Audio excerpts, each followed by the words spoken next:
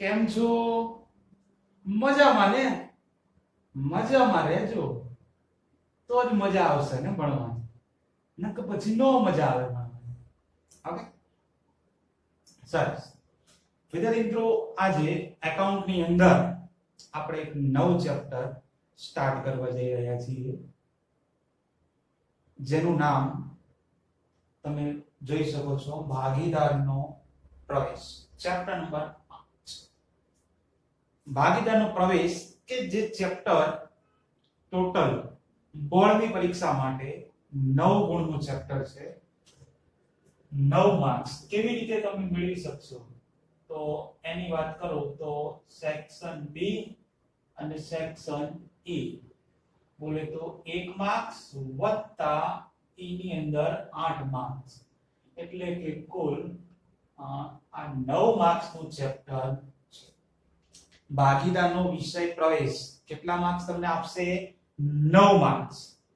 એક section B ની અંદર એક ટૂંકો પ્રશ્ન આવશે અને વિભાગ એફ ઈ ની અંદર 8 માર્ક્સ નો દાખલો આવશે આ ચેપ્ટરનો, એટલે કે ટોટલ 9 માર્ક્સ નો સરસ મજાનો ચેપ્ટર છે અને ખૂબ જ અગત્યનો ચેપ્ટર છે. જો કે બધા ચેપ્ટર અગત્યના જ હોય છે,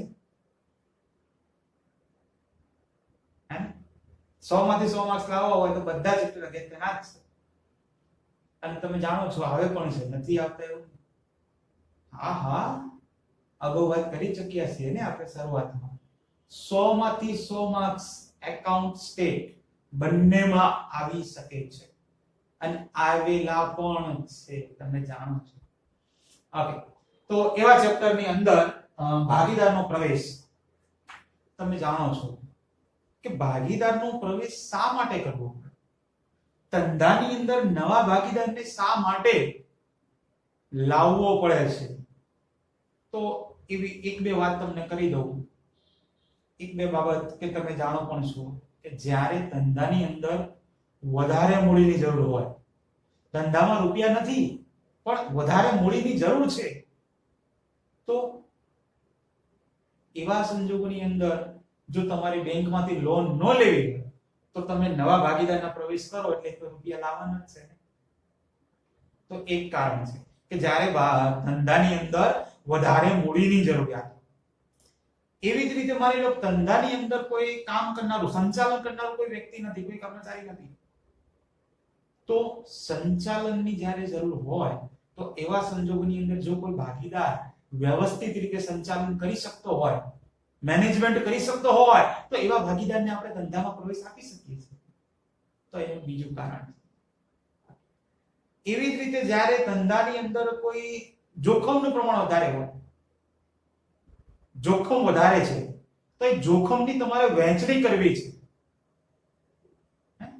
કોઈ બે ભાગીદાર હોય તો એમની વચ્ચે જોખમ વધારે આવે છે, નુકસાન વધારે પ્રમાણમાં થતું હોય, થવાની શક્યતા છે, જોખમ તો થવાની શક્યતામાં જ હોય ને. તો એ જોખમની વહેંચણી કરવા માટે પણ નવા ભાગીદારને પ્રવેશ આપી શકાય છે. આ સિવાય નોર્મલ કારણો તમે જાણો છો, કોઈ ભાગીદાર ધંધામાંથી નિવૃત્ત થઈ ગયો હોય, એજ લિમિટેશન, અથવા તો કોઈ ભાગીદાર ટપકી ગયો હોય, તો એવા સંજોગોની અંદર પણ નવા ભાગીદારને પ્રવેશ આપી શકાય. ઇન શોર્ટ, આવા બધા કારણો છે કે જેના કારણે નવા ભાગીદારને ધંધામાં પ્રવેશ આપવો પડે છે. એમાંથી આપણે હવે થોડું એવું આગળ વધીએ. આ તો બધા સામાન્ય કારણોની વાત છે. જો તમારે નવા ભાગીદારને પ્રવેશ આપવો જ હોય તો કેટલી બાબતો અગત્યની છે? 2 બાબતો. પ્રશ્ન નંબર 1 લખેલો છે, ધ્યાન રાખજો કે નવા ભાગીદારને પ્રવેશ આપવા માટે કઈ 2 વસ્તુ અગત્યની છે? કઈ 2 વસ્તુમાં નોંધ શું કહેવાય એને, કઈ 2 વસ્તુની જરૂર પડે? તો એમાંથી નંબર 1 છે કે બધા ભાગીદારોનો સર્વાનુમતે. જો તમારે નવા ભાગીદારને ધંધાની અંદર પ્રવેશ આપવો છે તો એક બધા ભાગીદારોનો સર્વાનુમતે, એટલે કે બધા ભાગીદારોની હા હોવી જોઈએ, સહમતિ હોવી જોઈએ, તો જ તમે નવા ભાગીદારને પ્રવેશ આપી શકો છો, બાકી આપી શકો નહીં. એવી રીતે બીજું રીઝન, બીજું સંજોગ એવો છે એનો કે ભાગીદારી કરારમાં કરેલ જોગવાઈ મુજબ જ્યારે ભાગીદારોએ ધંધો શરૂ કર્યો ત્યારે કરારનામું બનાવ્યું હોય હે ચેપ્ટર 1 માં આવી ગયું. તો એ કરારનામામાં જે જોગવાઈ કરેલી છે ને એ જોગવાઈ મુજબ પણ નવા ભાગીદારને પ્રવેશ આપી શકાય. તો આ બે બાબતો અગત્યની છે નવા ભાગીદારને પ્રવેશ આપવા માટે. એ તમારો પ્રશ્ન નંબર 1 છે. ત્યાર પછી છે પ્રશ્ન નંબર 2, પાઘડીનું પ્રીમિયમ એટલે શું?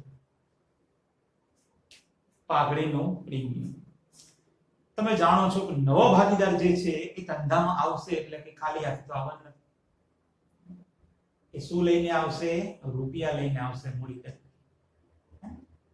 તો જ્યારે નવો ભાગીદાર ધંધામાં આવે છે ને ત્યારે મૂડીના તો રૂપિયા લાવે જ છે, પણ એ મૂડી સિવાય બીજા અમુક વધારાના રૂપિયા પણ લાવે છે.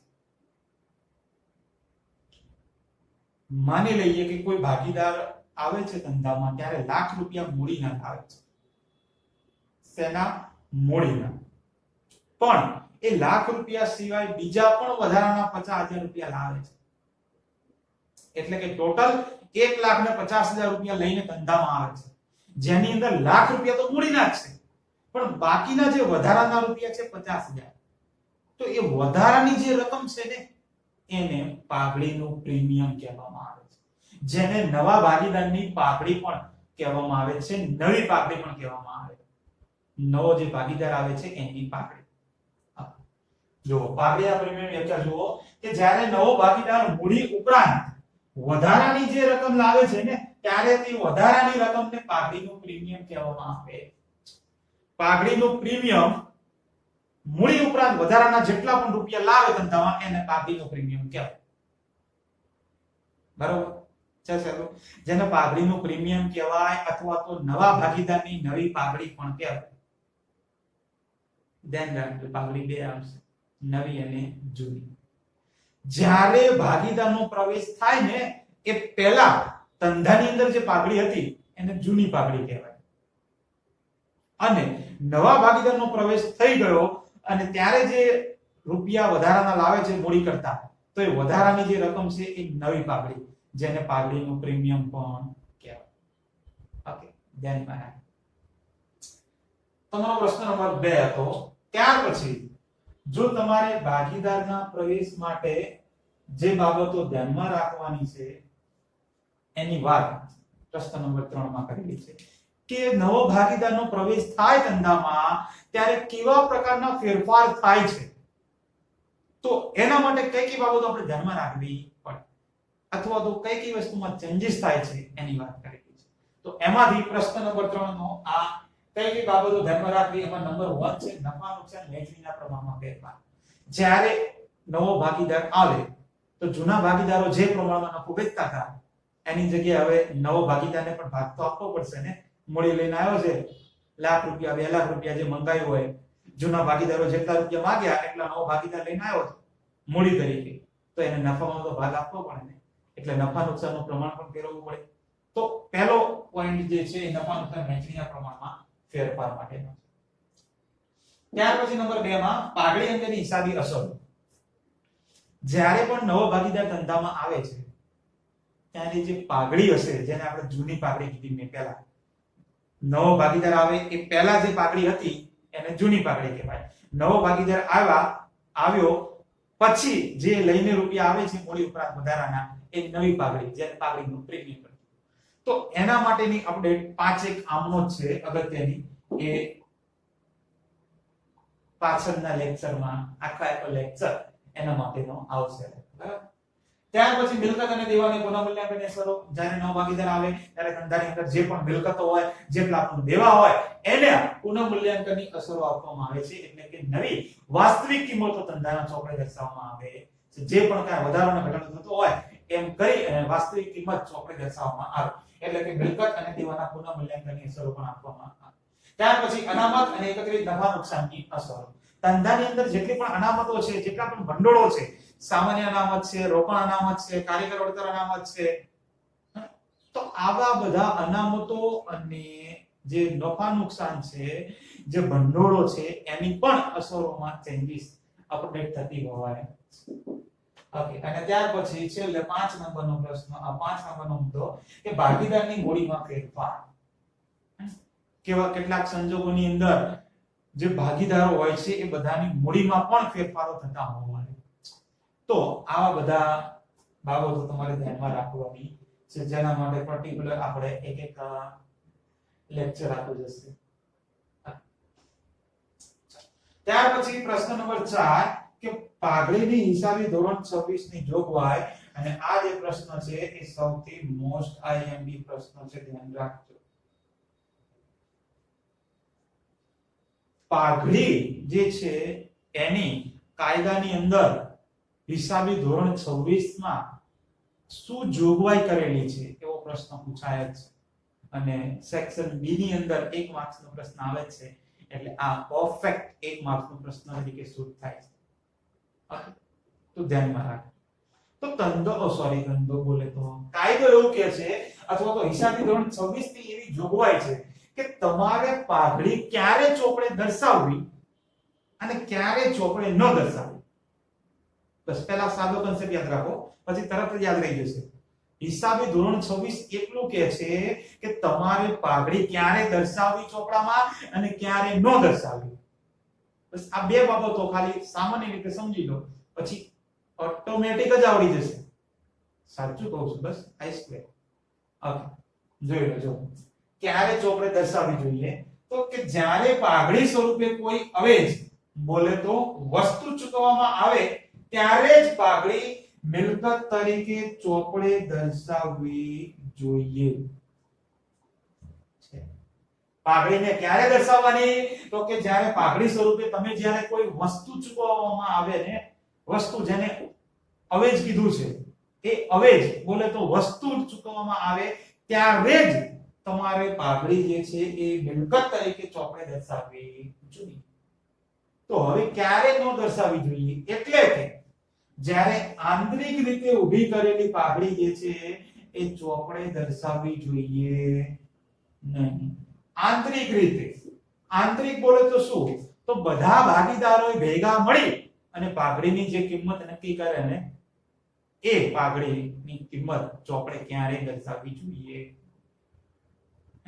એ તો ભાગીદારો ગમે તે નક્કી કરી શકે, એટલે તો એ ચોપડે થોડું દર્શાવવાનું. સીધી વસ્તુ છે ને. મારું કોઈ મકાન છે, હવે મારા મકાનની કિંમત હું ગમે એટલી રાખી શકું, તો એ દસ્તાવેજમાં થોડું લખાવવાનું છે. કોઈ નાની એવી રૂમ છે, એની કિંમત કોઈ હું કરોડ 2 કરોડ રૂપિયા મૂકું તો મને મળવાના છે, અને દસ્તાવેજમાં લખું કે દસ્તાવેજમાં લખાવવાના છે. પોસિબલ છે. તો ક્યારે ચોપડે દર્શાવી, ક્યારે ચોપડે ન દર્શાવી, એટલું હિસાબી ધોરણ 26 માં કીધેલું છે. ક્યારે દર્શાવવાની કીધું, તો કે જ્યારે તમે પાઘડી તરીકે કોઈ વસ્તુ ચૂકવો છો અવેજમાં, અથવા તો કોઈ અવેજ તરીકે કોઈ વસ્તુની ચૂકવણી કરો છો, ત્યારે જ પાઘડી મિલકત તરીકે ચોપડે દર્શાવવી જોઈએ. એટલે કે આંતરિક રીતે ઊભી કરેલી પાઘડી મિલકત તરીકે ચોપડે ક્યારે દર્શાવવી જોઈએ. આટલું તમારું આ હિસાબી ધોરણ 26 ની જોગવાઈમાં કરેલું. તો શરૂઆતના આ બેઝિક પ્રશ્નો કે જે ખૂબ જ અગત્યના છે એ તૈયાર કરવા પડશે. ઓકે, ફટાફટ 2 મિનિટમાં ધ્યાન આપો. અહીંયા પહેલો પ્રશ્ન, તો નવા ભાગીદારને પ્રવેશ આપવા માટે કઈ બે બાબતો ધ્યાનમાં રાખવી જોઈએ. તો બે બાબતોમાં બધા ભાગીદારોને સર્વાનુમતે પ્રવેશ આપી શકાય, અથવા તો ભાગીદારી કરારમાં કરેલ જોગવાઈ મુજબ પણ પ્રવેશ આપી શકાય. નંબર 2 માં પાઘડીનો પ્રીમિયમ, એ પણ અગત્યની વસ્તુ છે, ધ્યાનમાં રાખજો. પાઘડીનો પ્રીમિયમ, જેને નવા ભાગીદારની નવી પાઘડી પણ કહેવામાં આવે. ઓકે, પાઘડીનો પ્રીમિયમ, તો કે જ્યારે નવા ભાગીદાર મૂડી ઉપરાંત વધારાની જે રકમ લાવે છે ને, તે વધારાની રકમને પાઘડીનો પ્રીમિયમ કહેવામાં આવે. ત્યાર પછી નંબર 3, ભાગીદારના પ્રવેશ માટે કઈ બાબતો ધ્યાનમાં રાખવી જોઈએ. તો નવા નુકસાનના વહેંચણીના પ્રમાણમાં ફેરફાર થાય, એ પાઘડી અંગેની હિસાબી અસરો આપવાની છે, એ મિલકત અને દેવાના પુનઃ મૂલ્યાંકનની અસરો આપવાની છે, અનામતો અને એકત્રિત નફાની અસરો આપવાની છે, ભાગીદારોની મૂડીમાં થતા ફેરફારોની અસર આપવાની છે. તો આ 5 બાબતો ધ્યાનમાં રાખવી જોઈએ. ત્યાર પછી પ્રશ્ન નંબર 4 તો મોસ્ટ આઈએમપી હતો, પાઘડીની હિસાબી ધોરણ 26 માં કરેલ જોગવાઈ.